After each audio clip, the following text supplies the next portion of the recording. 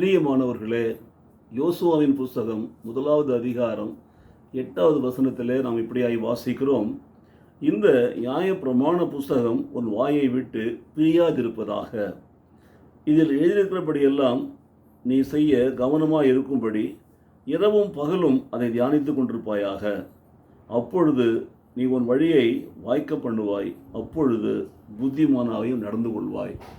எனக்கு பிரியமான சகோதர சகோதரிகளே, அதிகாலையில் ஆண்டவர் இயேசுவோட நிகழ்ச்சியில் பங்கேற்றுக்கிற உங்கள் ஒவ்வொருவரையும் ஆண்டவர் இயேசு அந்த நாளில் இந்த வசனத்தின் மூலம் ஆசீர்வதிப்பாராக. காரணம் என்னவென்று சொன்னால், தேவனுடைய நியாயப்பிரமாண புஸ்தகம் நம்முடைய வாயை விட்டு பிரியாமல் இருக்க வேண்டுமாம்.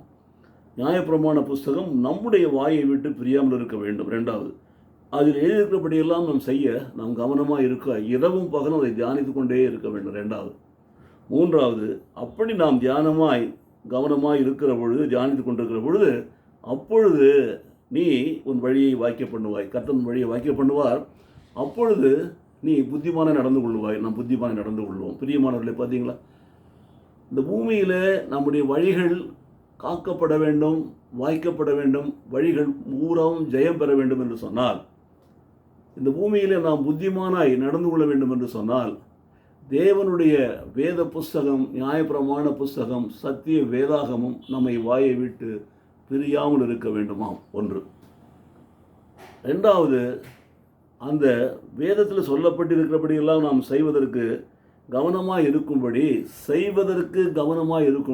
இரவும் பகலும் அதை தியானித்து கொண்டே இருக்க வேண்டும். ரெண்டு காரியங்கள். நியாயப்பிரமாண புஸ்தகம் வாயில் இருக்கணும். நியாயப்பிரமாண புஸ்தகத்தை நாம் ஒவ்வொரு நாளும் வாசித்து தியானிக்கிற பொழுது அதன்படி செய்ய கவனமாக இருக்கும்படி இரவு பகலும் தியானமாக இருக்க வேண்டும். ரெண்டு காரியங்கள் நாம் செய்தால் தேவன் நமக்கு ரெண்டு காரியங்களை கொடுக்குறார், ரெண்டு ஆசீர்வாதங்களை கொடுக்குறார். ஒன்று பாருங்கள், அப்பொழுது நீ உன் வழியை வாய்க்க பண்ணுவாய். தேவன் நம் வழியை வாய்க்க பண்ணுகிறார்.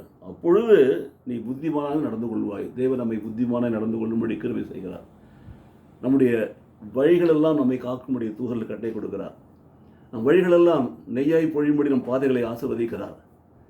எப்பொழுதெல்லாம் தேவனுடைய வார்த்தையை நாம் தியானித்து கொண்டே வாழ்ந்து கொண்டிருக்கிற பொழுது அதன்படி அவைகளை செய்ய கவனமாக இருக்கும்படி, அப்படி நடந்து கொள்கிற பொழுது கர்த்தர் நம்முடைய வழிகளை வாய்க்க பண்ணி, நம்முடைய காரியங்களை நமக்கு வாய்க்க பண்ணி, கர்த்தர் நம்மை புத்திமானாய் நடத்தி ஆசீர்வதிக்கிறார்.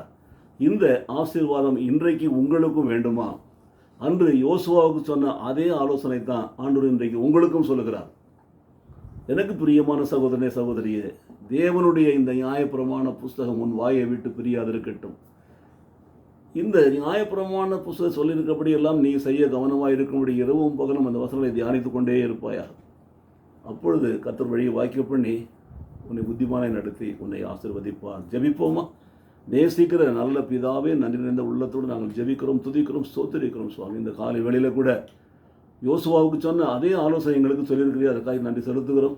நாங்களும் தேவனுடைய நியாயப்பிரமாண புஸ்தகத்தை அல்லும் பகலும் தியானிக்கிற, வாசிக்கிற, அதன்படி செய்கிற பிள்ளைகளாக நடக்க எங்களுக்கு கிருபை செய்ய வேண்டுமா நாங்கள் ஜெபிக்கிறோம்.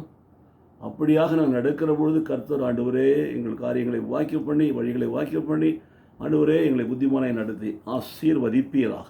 இயேசு கிறிஸ்து நாமத்திலே பிதாவே. ஆமென், ஆமென்.